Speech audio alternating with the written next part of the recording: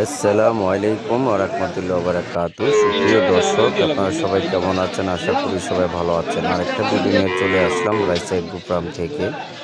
আমি আজকে গিয়েছিলাম কুমিল্লা মিরসেনি বাজার।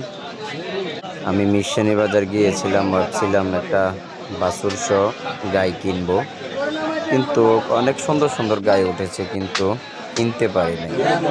ভাবছিলাম বৃষ্টি আসলে একটু দাম কম হবে, তারপরেও দেখি দাম অতিরিক্ত বেশি।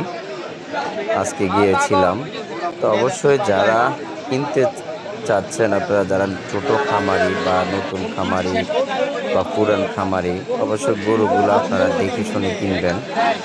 এই মিশনের বাজার অনেক গরু ওঠে, কিন্তু গরুগুলা মানে ভালো কিনা যাচাই বাছাই করে তারপরে গরুগুলো আপনারা কিনবেন।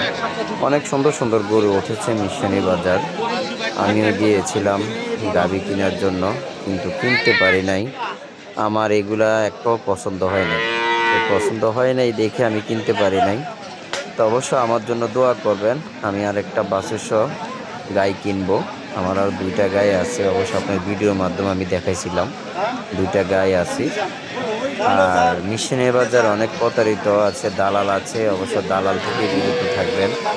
আর যারা গাভী কিনতে চাচ্ছেন, দেখে শুনে কিনবেন।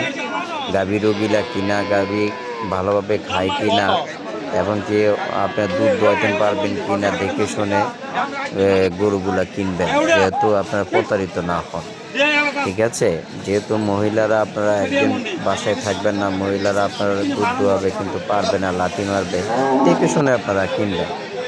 আমার ভিডিওগুলো যদি আপনাদের থেকে ভালো লেগে থাকে, অবশ্যই লাইক কমেন্ট শেয়ার করবেন। প্লিজ প্লিজ আমার সাবস্ক্রাইব করে দিবেন, আমার ইউটিউব চ্যানেলটাকে। তবে অনেক সুন্দর সুন্দর গরু উঠছে, কিন্তু আমার পছন্দ হয় নাই। আমি পছন্দ হওয়ার কারণে আমি কিনতে পারি নাই। অনেক চেষ্টা করছিলাম কেনার জন্য। গিয়েছিলাম প্রায় 11টা বাজে মিশনী বাজার।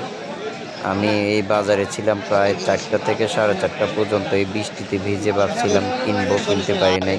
তো আমার জন্য